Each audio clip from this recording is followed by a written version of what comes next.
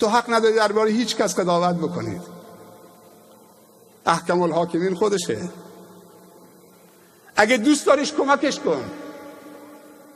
تو حق نداری اگه شرابخوری داره شراب میخوره بگی این ملعون نجس شراب خورده، این جهنمیه. گریه و زاری و تواضع و معصیت خیلی بهتر از تکبر و عبادته. اونی که با نمازش مغروره، با 2 رکعت نماز و روزش مغروره، خیلی دورتره.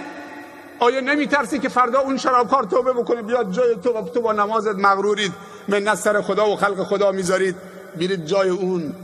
بعضی انسان ها پشت تسبیحشون قایم شدن، بعضی انسان ها پشت حجشون قایم شدن. طرف فکر میکنه وقتی رفت حاجی شد دیگه هر کاری دلش میخواد بکنه، یه مجوز حج رفتن.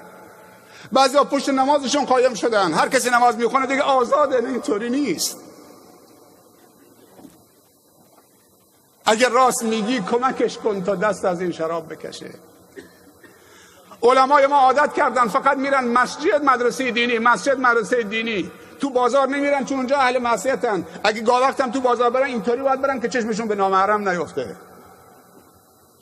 پس بشین تو خونه تا جوانا بیان، برو تو مسجد بشین تا جوانا بیان،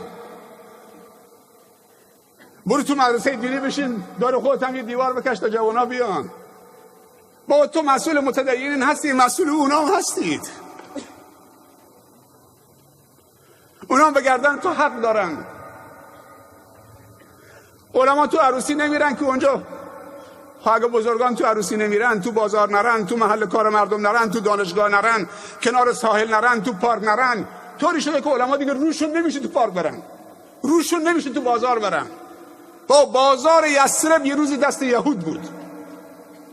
اقتصاد یثرب قبل از هجرت رسول الله صلی الله علیه و دست یهود بود. 3 قبیله بزرگ یهود در یثرب زندگی میکردن، قبیله بنی نظیر و بنی قینقاع و بنی قریظه. وقتی پیامبر صلی الله علیه و سلم رفت نگفت برید بازارشون رو نابود بکنید. حرفه، فن، تجارت، بازار، کشاورزی دست یهود بود.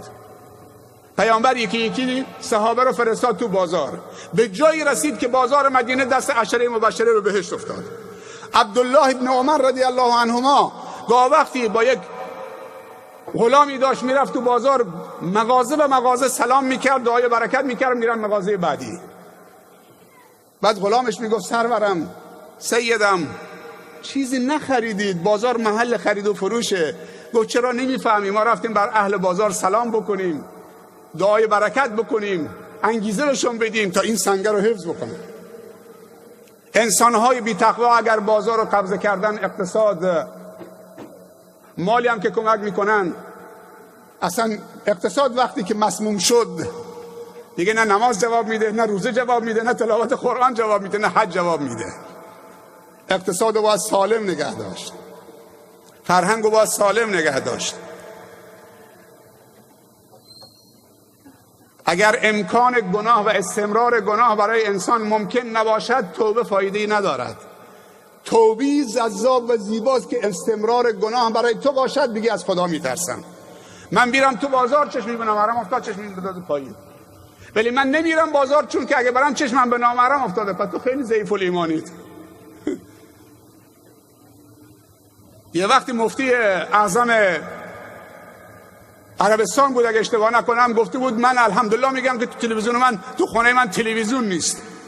خیلی ضعیفی، خیلی ضعیفی.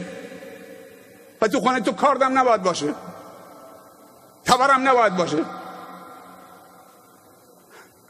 کبریتم نباید باشه، نفتم نباید باشه، گازم نباید باشه. تو اینقدر ضعیفی و بچه ها ضعیف تربیت کردی که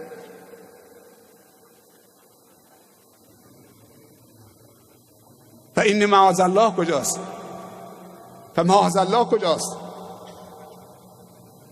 برای هر یوسفی زلیخایی هست. زلیخا به یوسف گفت هی تلک، گفت معاذ الله انه ربی احسن مثوای.